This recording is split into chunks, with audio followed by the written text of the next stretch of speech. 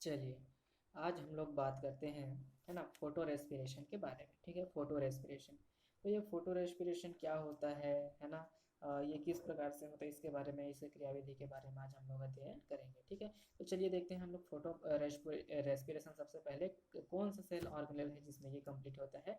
तो ये एक नहीं, दो नहीं, बल्कि ये तीन तीन सेल ऑर्गेनेल्स में ये जो फोटो रेस्पिरेशन है ये कंप्लीट होता है। ठीक है, सबसे पहले इसमें आता है क्लोरोप्लास्ट, सेकंड नंबर इसमें आता है पैराक्सीसोम एंड माइटोकॉन्ड्रिया। ये तीनों के तीनों जो सेल ऑर्गेनेल्स जो होते हैं ये फोटो रेस्पिरेशन में भाग लेते हैं। ठीक है, तो सबसे पहले इसमें हम लोग ये देख लेते हैं कि फोटो रेस्पिरेशन कहते किसको हैं। ठीक है, तो प्रकाश की उपस्थिति में होने वाली श्वसन की वह क्रिया जिसमें, है ना, ऑक्सीजन का उपयोग तो किया जाता है ना, और कार्बन डाइऑक्साइड भी रिलीज किया जाता है, लेकिन किसी भी प्रकार के यहाँ पर एनर्जी का या फिर एटीपी का संश्लेषण नहीं होता है। तो इस प्रकार का जो रेस्पिरेशन पाया जाता है इसको हम लोग क्या कहते हैं, तो इसको हम लोग कहते हैं फोटो रेस्पिरेशन या फिर प्रकाशिकीय श्वसन इसको हम लोग कहते हैं। ठीक है, और यह जो प्रकाशिकीय जो श्वसन है, जो फोटो रेस्पिरेशन है, ये किसमें किसमें, क्लोरोप्लास्ट, पैराक्सीसोम और माइटोकॉन्ड्रिया में क्या होता है, पूर्ण होता है। ठीक है, तो इसमें हम लोग देखते हैं कि आधुनिक अन्वेषणों से यह प्रमाणित हुआ कि C3 पौधे में दिन के समय श्वसन क्रिया की दर सामान्य श्वसन की क्रिया की दर की अपेक्षा, सामान्य दर की अपेक्षा, है ना, 3 से 5 गुना क्या होती है, अधिक होती है। तो इसमें देखते हैं कि प्रकाश की उपस्थिति में होने वाली श्वसन की वह क्रिया जिसमें ऑक्सीजन लिया जाता है तथा कार्बन डाइऑक्साइड बाहर निकाला जाता है, परंतु एटीपी का संश्लेषण यहाँ पर नहीं होता, वही बताया गया है। तो इसको हम लोग क्या कहते हैं, फोटो रेस्पिरेशन कहते हैं। ठीक है, तो जो यह प्रक्रिया है वो डेकर नामक जो साइंटिस्ट थे उन्होंने 1955 से 1959 के द्वारा तंबाकू तथा मिमुलस नामक प्लांट्स में, है ना, प्रकाश श्वसन को क्या किया था, प्रमाणित किया था। सामान्य शब्दों में वह श्वसन जो कि हरित कोशिकाओं में, है ना, प्रकाश की अवस्था में होता है और उसे प्रकाशीय श्वसन कहते हैं। तो इस क्रिया में प्रथम उत्पाद के रूप में ग्लाइकोलिक, है ना, एसिड बनता है जो कि 2 कार्बन वाला यौगिक होता है। ठीक है, अतएव इसे ग्लाइकोलिक एसिड साइकिल अथवा C2 साइकिल के नाम से भी जानते हैं, क्योंकि जो ग्लाइकोलिक एसिड होता है वो 2 कार्बन चैन वाला होता है, इस कारण से इसको क्या कहते हैं, C2 साइकिल भी कहते हैं। ठीक है, इसके पश्चात देखते हैं प्रकाश श्वसन का स्थान। जैसे मैंने आप लोग को पहले बताया था प्रकाश श्वसन का स्थान कौन कौन सा है, तो ये तीन जो कोशिकांग है उनमें ये पूर्ण होता है। पहला नंबर का जो कोशिकांग है वो क्या होता है, वो होता है, हाँ, वो होता है क्लोरोप्लास्ट, सेकंड नंबर का पैराक्सीसोम और थर्ड नंबर का क्या होता है, माइटोकॉन्ड्रिया। तो तीनों में ये जो प्रकाशीय श्वसन है क्या होता है, पूर्ण होता है। ठीक है, तो इसमें देखते हैं प्रकाश श्वसन की जो खोज का जो श्रेय है वो टालबर्ग नामक जो वैज्ञानिक है, टालबर्ग और उनके साथियों के द्वारा, है ना, 1968 में पता लगाया गया था। तो अपने अन्वेषणों के आधार पर इन लोगों ने तथा सन 1900, है ना, 69 में किसाकी एवं टालबर्ट नामक जो साइंटिस्ट थे, हाँ, इन्होंने बताया कि प्रकाशिकी श्वसन में 3 कोशिकांग जो हैं, जैसे कि क्लोरोप्लास्ट हो गया, पैराक्सीसोम एंड माइटोकॉन्ड्रिया भाग लेते हैं, लेकिन पैराक्सीसोम इस क्रिया के संपादित होने का मुख्य स्थल होता है। पैराक्सीसोम जो होता है इस क्रिया के संपादित होने का मुख्य स्थल होता है। ठीक है, पैराक्सीसोम मेन है, यहाँ पर पैराक्सीसोम में ही जो फोटो रेस्पिरेशन की जो क्रिया है वो क्या होती है, संपन्न होती है ना। सोयाबीन, मटर, सेम, कपास, सूरजमुखी, धान, चुकंदर, मिर्च, है ना, आदि C3 पौधों में प्रकाशिक श्वसन की क्रिया हमको देखने को मिलती है। C4 पौधों में प्रकाशिक श्वसन, फोटो रेस्पिरेशन की जो क्रिया है वो नहीं होती है। यही कारण है कि C3 पौधे की तुलना में C4 पौधों में जो भोज्य पदार्थों की मात्रा है या फिर एटीपी का संश्लेषण है वो अधिक मात्रा में होता है। अब इसके पश्चात देखते हैं प्रकाशिक श्वसन की क्रियाविधि, मैकेनिज्म ऑफ फोटो रेस्पिरेशन। ठीक है, तो चलिए इसके बारे में बात करते हैं, मैकेनिज्म ऑफ फोटो रेस्पिरेशन। तो इसको देखते हैं कि ये किस प्रकार से तीनों जो कोशिकाएं हैं उनमें ये पूर्ण होता है। तो चलिए इसमें देखते हैं।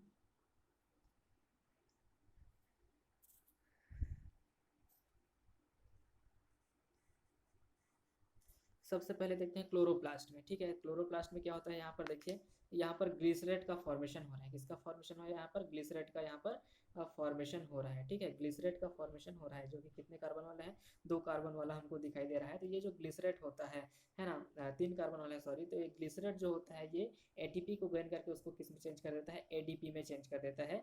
और आगे जो ग्लिसरेट होता है ना, वो किस में परिवर्तित हो जाता है, 3 फास्फोग्लिसरिक ग्लिसरेट में चेंज हो जाता है, 3 फास्फोग्लिसरिक एसिड या फिर ग्लिसरेट में चेंज हो जाता है, जो कि C3 साइकिल में क्या करता है, प्रवेश करता है ना। ये जो इसके पश्चात जो 3 फास्फोग्लिसरेट है ये बनाता है रिबलोज 1,5 डाइफास्फेट, है ना। और रिबलोज 1,5 डाइफास्फेट जो होता है वो O2 से क्रिया करता है, ऑक्सीजन से क्रिया करता है ना। और क्या बनाता है ये, फास्फो ग्लाइकोलेट का फॉर्मेशन करता है। फास्फोग्लाइकोलेट जो होता है वो 2 कार्बन वाला होता है ना। और ये पता इसका स्थायी उत्पाद है ना ग्लाइकोलेट, और 2 कार्बन वाला है, इस कारण से इसको C2 साइकिल भी कहते हैं। अब देखते हैं यहाँ पर कि जो फास्फोग्लाइकोलेट है, यहाँ से एक IP जो है वो रिमूव हो जाता है और यहाँ पर क्या बनता है, ग्लाइकोलेट बनता है। ठीक है, ग्लाइकोलेट 2 कार्बन वाला होता है।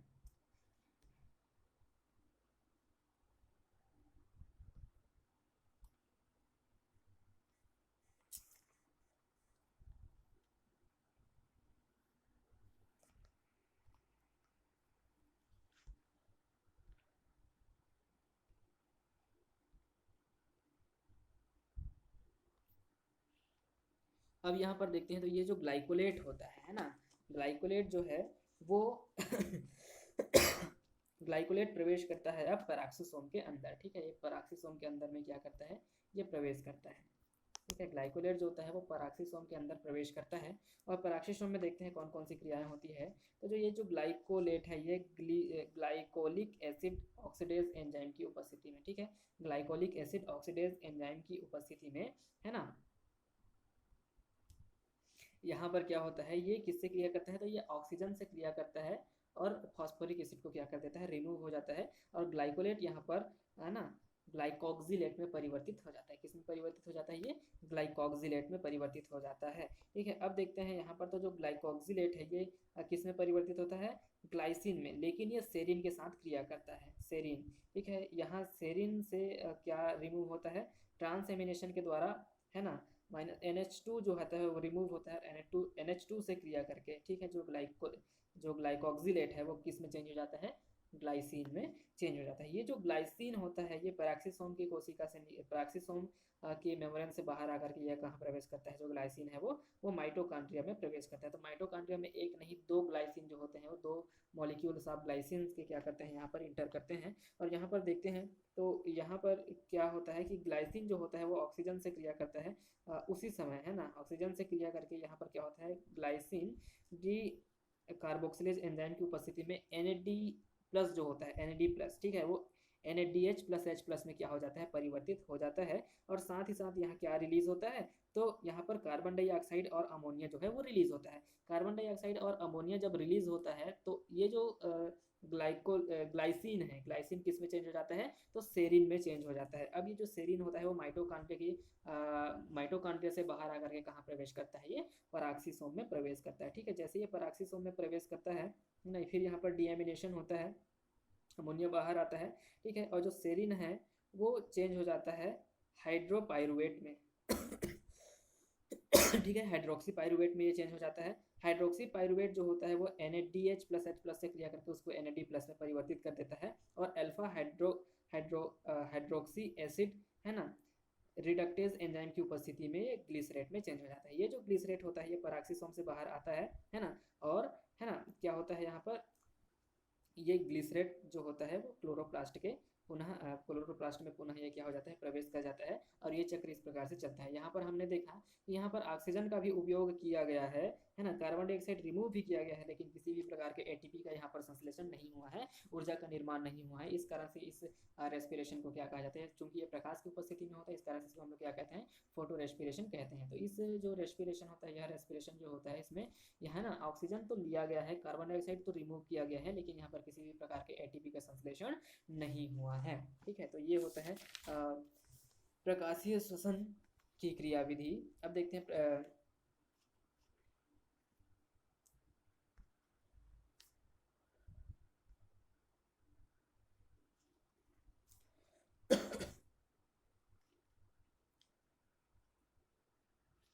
आगे देखते हैं प्रकाशीय श्वसन के महत्व, है ना, सिग्निफिकेंस ऑफ फोटो रेस्पिरेशन, इसके बारे में बात करते हैं। तो प्रकाशिकी श्वसन ऊर्जा उत्पादन यानी कि एनर्जी प्रोडक्शन की दृष्टि से महत्वपूर्ण नहीं होता है, क्योंकि इसमें एनर्जी का जो उत्पादन है वो नहीं होता है। सेकेंड नंबर देखते हैं कि यह प्रक्रिया, है ना, रिब्लोज डाइफॉस्फेट कार्बोक्सिलेज की दोहरी प्रवृत्ति के कारण संभव होती है। यह वातावरण में ऑक्सीजन यानी कि, है ना, ऑक्सीजन एवं कार्बन डाइऑक्साइड के सांद्रता के स्तर को नियंत्रित करके रखता है। कार्बन डाइऑक्साइड और ऑक्सीजन इसकी सांद्रता को ये नियंत्रित करके रखता है, कौन, तो फोटो रेस्पिरेशन। ठीक है, थर्ड नंबर देखते हैं तो यह प्रक्रिया यानी कि फोटो रेस्पिरेशन की जो प्रक्रिया होती है वो क्लोरोप्लास्ट, पैराक्सीसोम और माइटोकॉन्ड्रिया के अंदर होकर संपूर्णता को प्राप्त होता है तथा इस क्रम में एक का उत्पाद दूसरे में पहुंचता है तथा उपभोग किया जाता है। यह प्रक्रिया अंतराकोशिकीय यातायात को सत्यापित करती है तथा कोशिकांगों के झिल्लियों के, है ना, कोशिकांगों की झिल्लियों के चयनात्मक पारगम्य है, ये प्रमाणित करती है। ठीक है, मतलब यहाँ पर जो क्लोरोप्लास्ट, पैराक्सिसोमा, माइटोकॉन्ड्रिया है, ये मेम्ब्रेन्स के द्वारा घिरे हुए होते हैं। तो मेम्ब्रेन की जो सेलेक्टिव परमेबिलिटी है, इससे क्या होती है, सिद्ध होती है। ठीक है, इससे पता चलता है कि जो कोशिकांगों के जो झिल्लियां हैं, है ना, वो क्या है, वो सेलेक्टिव परमिएबल है। ठीक है, इसके बाद देखते हैं कि यह प्रक्रिया अमीनो एसिड, है ना, जैसे कि ग्लाइसिन, सेरिन आदि के संश्लेषण के पथ की तरह कार्य करता है। साथ ही साथ यह भी प्रदर्शित करता है कि इस प्रकार कार्बोहाइड्रेट अर्थात प्रकाश संश्लेषणी उत्पाद से अमीनो अम्ल क्या होते हैं, संश्लेषित होते हैं। ठीक है, चलिए आगे देखते हैं जीवाणुविक प्रकाश संश्लेषण, है ना, मतलब बैक्टीरियल फोटोसिंथेसिस के बारे में बात करते हैं। तो बैक्टीरिया जो होते हैं वो किस प्रकार से फोटोसिंथेसिस करते हैं। ठीक है, तो इसमें बैक्टीरियोविरिडिन नामक वर्णक पाया जाता है। ठीक है, बैक्टीरिया में क्या पाया जाता है, फोटोसिंथेटिक बैक्टीरिया में बैक्टीरियोविरिडिन नामक एक वर्णक पाया जाता है। इसके कारण ये फोटोसिंथेसिस का कार्य करते हैं। ठीक है, तो इसमें देखते हैं ठीक है, लेकिन बहुत सारे जो बैक्टीरिया होते हैं इसमें ऑक्सीशोषण नहीं पाया जाता है, सिर्फ अनाक्सीशोषण पाया जाता है। और यहाँ पर जो जैसे कि यहाँ पर कार्बन डाइऑक्साइड, है ना, 6 कार्बन डाइऑक्साइड और 12 हाइड्रोजन सल्फाइड जो है वो लाइट की उपस्थिति में क्रिया करके कार्बोहाइड्रेट का निर्माण करते हैं। 6 H2O तथा 12 सल्फर के जो अणु है उसको क्या कर देते हैं, ये रिलीज कर देते हैं। ये होता है हरित सल्फर जीवाणु, यानी कि ग्रीन सल्फर बैक्टीरिया में। उसी प्रकार से जो पर्पल सल्फर बैक्टीरिया है, पर्पल सल्फर बैक्टीरिया में भी, और बैगनी सल्फर जीवाणु यानी कि पर्पल नॉन सल्फर जो बैक्टीरिया है, इनमें भी जो प्रकाश संश्लेषण की क्रिया है वो संपन्न होती है। ठीक है, इसके आगे हम लोग देखते हैं, है ना, प्रकाश संश्लेषण की दर को प्रभावित करने वाले कारक। ठीक है, तो कौन कौन से ऐसे कारक हैं जो कि प्रकाश संश्लेषण की दर को क्या करते हैं, प्रभावित करते हैं। तो इनको दो समूह में बांटा गया है। पहला नंबर है बाह्य कारक और दूसरा नंबर क्या है, आंतरिक कारक। बाह्य कारक के बारे में यहाँ पर बात करते हैं तो प्रकाश, तापमान, कार्बन डाइऑक्साइड, जल, है ना, और ऑक्सीजन इसके अंतर्गत आता है, जो कि प्रकाश संश्लेषण की दर को क्या करते हैं, सॉरी फोटो हाँ, प्रकाश संश्लेषण की दर को क्या करते हैं, ये प्रभावित करते हैं। उसी प्रकार से आंतरिक कारकों में देखा जाता है तो क्लोरोफिल की मात्रा, ठीक है, प्रोटोप्लाज्म, प्रकाश संश्लेषण के अंतिम उत्पाद का संचय और पत्ती की आंतरिक संरचना पर निर्भर करता है। ठीक है, ये भी जो प्रकाश संश्लेषण की दर है इसको क्या करते हैं, प्रभावित करने का कार्य ये करता है। इसमें बाह्य कारक में देखते हैं प्रकाश, सबसे पहला नंबर का है क्या, प्रकाश। ठीक है, तो प्रकाश संश्लेषण का एक महत्वपूर्ण कारक होता है, क्योंकि प्रकाश की उपस्थिति में ही लाइट रिएक्शन होता है, जिसके कारण, है ना, जो प्रकाश ऊर्जा है वो किसमें, रासायनिक ऊर्जा में परिवर्तित हो जाता है ना, और एसिमिलेटरी एनर्जी का यहाँ पर क्या होता है, फॉर्मेशन होता है। तो प्रकाश संश्लेषण का एक अत्यंत महत्वपूर्ण कारक होता है, क्योंकि सूर्य प्रकाश ही ऊर्जा का प्रमुख स्रोत है।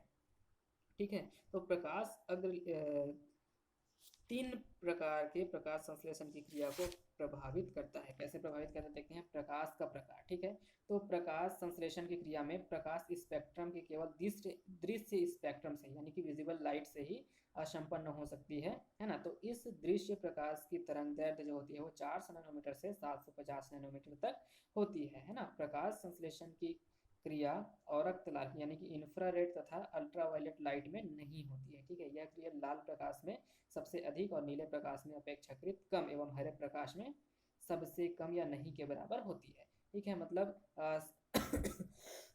इंफ्रारेड लाइट या अल्ट्रावायलेट किरणों से प्रकाश संश्लेषण नहीं होता है, और लाल प्रकाश में, है ना, जो लाल प्रकाश में स्पेक्ट्रम में, दृश्य स्पेक्ट्रम में पाया जाने वाला जो लाल प्रकाश है, इसमें सर्वाधिक मात्रा में फोटोसिंथेसिस की क्रिया होती है ना, तथा इसमें यह बोला जा रहा है कि जो नीला प्रकाश होता है उसमें अपेक्षाकृत कम होता है, जबकि हरे प्रकाश में नहीं के बराबर प्रकाश संश्लेषण की जो क्रिया है वो संपन्न होती है। ठीक है, लाल एवं नीले प्रकाश में सर्वाधिक प्रकाश संश्लेषण होने का प्रमुख कारण क्लोरोफिल द्वारा इसका अधिक अवशोषण करना होता है।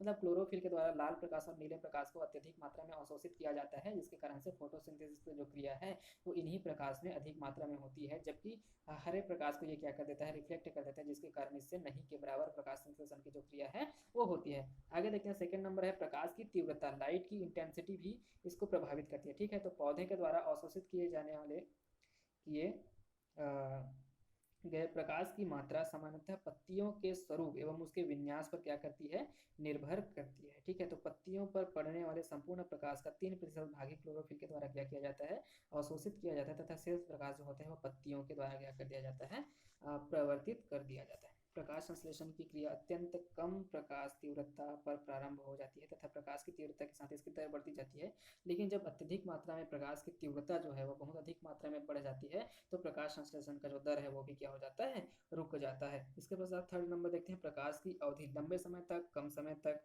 इसकी जो अवधि है ये भी क्या करता है, प्रकाश संश्लेषण की दर को प्रभावित करता है। ठीक है, तो प्रकाश की अवधि भी प्रकाश संश्लेषण के क्रिया के लिए बहुत ही महत्वपूर्ण होती है। तो प्रकाश की अवधि बढ़ने के साथ साथ प्रकाश संश्लेषण भी बढ़ता जाता है। सामान्यतः यदि 10 से 12 घंटे की प्रकाश अवधि हो उपलब्ध हो पौधे को तो इसमें प्रकाश संश्लेषण की दर बहुत ही अच्छी तरीके से होती है, लेकिन इससे अधिक मात्रा में यदि प्रकाश हमको प्राप्त होता है, अधिक अवधि तक प्रकाश प्राप्त होता है ना, तब यहाँ पर क्या होगा कि प्रकाश संश्लेषण की दर है वो क्या होने लगेगी, धीमे पड़ने लगेगी। ठीक है, इसके बाद देखते हैं तापमान, टेम्परेचर किस प्रकार से फोटोसिंथेसिस को प्रभावित करता है। तो इसमें देखते हैं कि तापमान जो होता है मतलब 35 डिग्री सेंटीग्रेड पर, है ना, जो प्रकाश संश्लेषण की दर है वो बहुत ही अच्छी तरीके से होता है, मतलब तेजी से बढ़ता है। लेकिन 35 डिग्री से अधिक तापमान होने पर प्रकाश संश्लेषण की दर में वृद्धि होती है, परंतु कुछ समय पश्चात प्रकाश संश्लेषण की दर में क्या होने लगती है, कमी होने लगती है, क्योंकि तापमान में अधिक बढ़ोतरी होने पर प्रकाश संश्लेषण क्रिया में भाग लेने वाले एंजाइमों में विकृतीकरण आने लगता है। अब देखते हैं थर्ड नंबर, कार्बन डाइऑक्साइड किस प्रकार से प्रभावित करता है। चूंकि जो कार्बन डाइऑक्साइड होता है प्रकाश संश्लेषण का एक महत्वपूर्ण अंग होता है ना, और यहाँ पर देखते हैं वातावरण में CO2 की सांद्रता 0.03% है ना, यानी कि 300 ppm होती है। वातावरण में जैसे जैसे CO2 की सांद्रता में वृद्धि होती जाती है प्रकाश संश्लेषण की दर वैसे वैसे क्या होती जाती है, बढ़ते जाती है, परंतु अधिक CO2 की मात्रा बढ़ने पर, यानी कि है ना, प्रकाश संश्लेषण की दर में वृद्धि CO2 की 1% सांद्रता तक होती है, परंतु इससे अधिक सांद्रता होने पर प्रकाश संश्लेषण की जो दर है ना वो क्या होने लगती है, कम होने लगती है ना। और पौधों के लिए ये क्या होती है, ये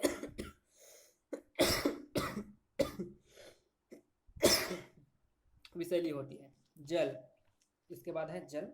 तो प्रकाश संश्लेषण क्रिया के लिए अत्यधिक महत्वपूर्ण अवयव होता है जल, है ना। तो जो जल होता है ये भी प्रकाश संश्लेषण की दर को क्या करता है, प्रभावित करता है, क्योंकि जल ही हाइड्रोजन दाता होता है। प्रकाश संश्लेषण में यही क्या होता है, हाइड्रोजन दाता होता है, जिसके कारण NADP से NADPH2 का क्या होता है, फॉर्मेशन होता है। इसके बाद है ऑक्सीजन। ऑक्सीजन की सांद्रता में वृद्धि भी प्रकाश संश्लेषण की क्रिया को प्रभावित करती है।